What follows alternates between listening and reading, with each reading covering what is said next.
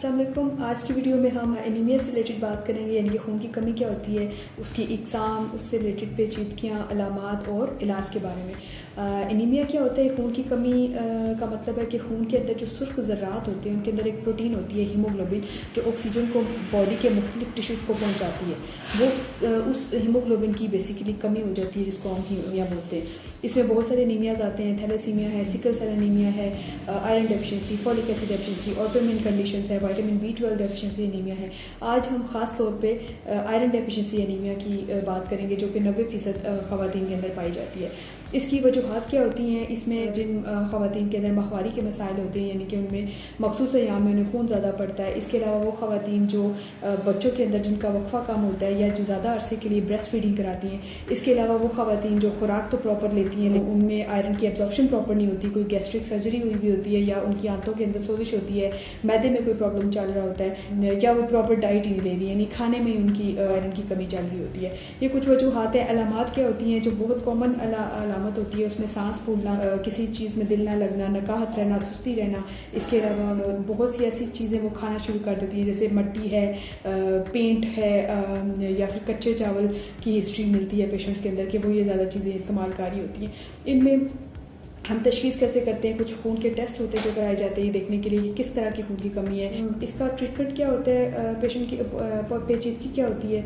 जो हामला ख़वातीन होती हैं उनमें वक्त से पहले दर्दें आ जाती हैं, यानी कि नॉर्मल रूटीन में तो 9 महीने पे जाके उनको पेन शुरू होती हैं, लेकिन जिनमें खून की कमी चल रही होती है उनमें 9 महीने से पहले ही उनके पेन स्टार्ट हो जाते हैं, उनका बच्चा डिलीवर हो जाता है, और जिसको दुनिया में आने के बाद या तो सांस की प्रॉब्लम होती है या वो बच्चा सर्वाइव करने के काबिल नहीं होता। इसके अलावा दूसरे नंबर पर जो होता है, उस बच्चा होता है, उसका वज़न जो होता है नॉर्मल बच्चों की निस्बत कम होता है, यानी ये बच्चे कमज़ोर होते हैं। डिलीवरी के बाद इनके में ज़्यादा खून पड़ने का चांस होता है, और इसके अलावा जो पोस्ट डल पीरियड होता है, यानी डिलीवरी के बाद का जो टाइम होता है, इनमें ज़्यादा बुखार की अलामात होती हैं। इनमें मुख्तलिफ तरह के इन्फेक्शन हो सकते हैं, चेस्ट इन्फेक्शन हो सकता है, यूरिनरी ट्रैक्ट इन्फेक्शन, पेशाब का इन्फेक्शन हो सकता है। ट्रीटमेंट क्या करते हैं? इनको आयरन की टैबलेट्स दी जाती हैं, मुख्तलिफ एग्ज़ाम होती हैं, उसमें ओरल टैबलेट्स भी होती हैं, IV भी होता है, और ब्लड ट्रांसफ्यूजन भी होता है। ओरल हम किन ख़वातीन में देते हैं और टैबलेट जो आसानी से उनको हज़म कर लेती हैं और प्रॉपर तरीके से अपनी आयरन टैबलेट्स खा सकती हैं। जो ख़वातीन अपनी ओरल टैबलेट हज़म नहीं कर सकती या जिनमें यादाश्त का इशू है, वो प्रॉपरली उनका इंटेक नहीं हो सकता, तो उनमें हम IV आयरन लगाते हैं, IV यूज़ करते हैं, यानी कि वेन्स के अंदर ड्रिप के थ्रू उनको आयरन देते हैं। ब्लड ट्रांसफ्यूजन उन ख़वातीन में ज़रूरत होती है जिनमें या तो बहुत सवेयर एनीमिया या जो सिम्टोमेटिक होती हैं, इनके अलामात बहुत शदीद होती हैं, उनमें हम डायरेक्टली ब्लड ट्रांसफ्यूज़ करके उनका HP जो है उसको बढ़ाया जाता है। इसके अलावा कुछ मेडिकेशन ऐसी होती हैं जो बूस्ट अप करने के लिए दी जाती हैं, जैसे नॉर्मली अगर हम आयरन प्रिस्क्राइब करते हैं तो उसके साथ हम फॉलिक एसिड दे रहे होते हैं, ताकि RBC की जो मैच्योरेशन है वो अच्छे तरीके से हो सके।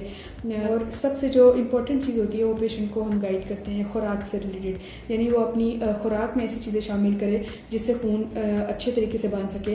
अंडा, दूध, दही, मछली, गोश्त, और इसके अलावा सब्जियाँ, जितनी भी सब्ज़ पत्ते वाली सब्जियाँ, उनका इस्तेमाल ज़्यादा करें। डेली एक एप्पल लें, फ्रूट्स का इस्तेमाल करें ज़्यादा से ज़्यादा, अपनी डाइट अच्छी करें, पानी को उबाल के इस्तेमाल करें, और बहुत ज़्यादा सब्जियों को और गोश्त को पकाएं नहीं, यानी ओवर कुक्ड मील को अवॉइड किया जाए। आयरन की जो टैबलेट्स हैं उनको दूध के साथ नहीं दिया जाएगा, क्योंकि दूध के साथ उसकी एब्जॉर्प्शन में प्रॉब्लम हो सकती है। इसके अलावा इसको रिकमेंडेशन ये है कि उसको एम्प्टी स्टमक, यानी कि खाली पेट खाएं आप, और अगर आपको खाली पेट खाने से कोई किसी किस्म की प्रॉब्लम हो रही है तो फिर आप मील के दौरान या मील के बाद, यानी खाने के बाद इसको ले सकते हैं। इसके अलावा इसकी जो एब्जॉर्प्शन चीज़ें बढ़ाती है, यानी कि इसकी अच्छी एब्जॉर्प्शन आपकी बॉडी के अंदर अगर होगी तो आप इसके साथ ऑरेंज जूस ले सकते हैं।